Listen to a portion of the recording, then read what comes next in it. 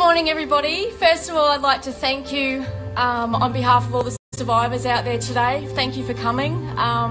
This is a really proud moment for me to stand up in front of you as a survivor and just give you a little bit of background about myself and why I'm here today. Pre-diagnosis, I was a happy, outgoing girl with a great job, career goals and a positive outlook on life. Finding the lump in my right breast was completely accidental. I had never done a self-examination before. I didn't know how. No way it could have been cancer. I was only 38. I was too young for cancer. October 18, 2012, ironically, which was National Breast Cancer Day, I walked into my doctor on my own to get my results. "You have breast cancer," were not the words I was expecting. It was like a dream. It was like it wasn't even really happening to me. I was in shock. I soon found out that having breast cancer isn't about pink ribbons, pink merchandise and decorating the front shops with pink balloons. And it's not a journey, it's a living nightmare. Fast forward 5 years on, 6 surgical procedures, including a double mastectomy, breast reconstruction, which I'm still going through, a full hysterectomy because of the BRCA gene, 6 rounds of aggressive chemo. I stand here today with a totally different outlook on my life. It dawned on me in May last year that I needed to help myself, which brings me to why I'm here today. Exercise is my medicine. Challenges drive me, and ticking off goals give me a sense of achievement. On December 31, just last year, in 36-degree heat, a friend and I decided we'd climb Mount Warning. Stupid idea, really. But anyway, we wanted to say goodbye to the year that was and start the new one off with some really good challenges. I was so proud of myself when I got to the top, a moment in life where I really felt like I'd achieved something. And this feeling gave me the kind of high that I hadn't had for a really long time. I wanted more, so I set out to find physical challenges I could work towards. I set goals and I put plans in place on how to achieve them. Unfortunately, as time goes on, more and more people I've befriended through different cancer groups and other communities have passed away from secondary cancer. Losing friends is really hard, especially after they've been there supporting me.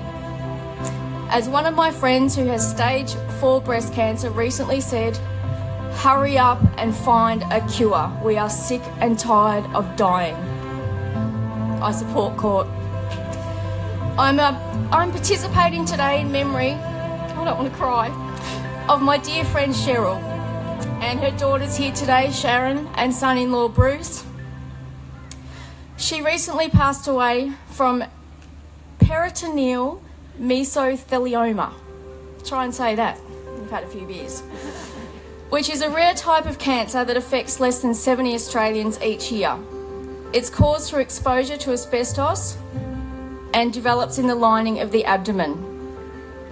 So, I've been training 3 times a week with an amazing group of girls on the Gold Coast called the Spin Sisters. They've taught me so much. I hadn't even ridden a road bike. I'd only ridden my pink Hawaii cruiser to the surf club and back. And I've been training about 12 weeks. So this is my first 100K.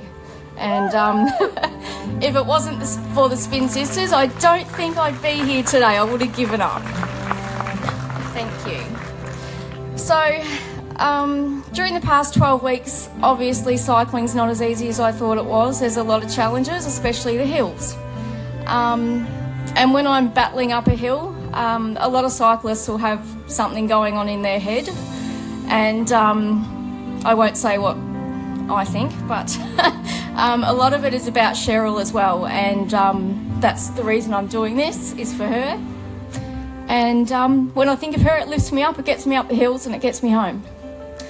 So today we come together to take a stand against cancer and to raise much needed funds for the Royal Brisbane and Women's Hospital Foundation. Many of my friends have been treated at the Royal Brisbane as well, so this is very important to me too. So hopefully they can continue to conduct research and to find methods of prevention and cures for different types of cancer. So I'd like to thank everyone again who's supported me, especially my partner Darren, who I'm making get on his bike and do 100 Ks as well.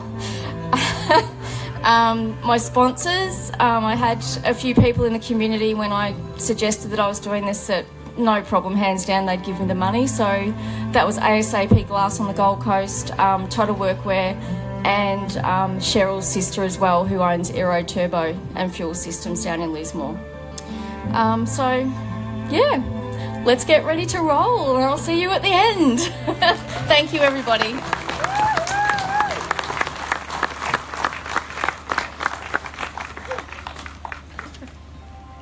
Now, before you all head out on the route, I just want to remind you of the importance of being safe along the way. Your safety is our top priority.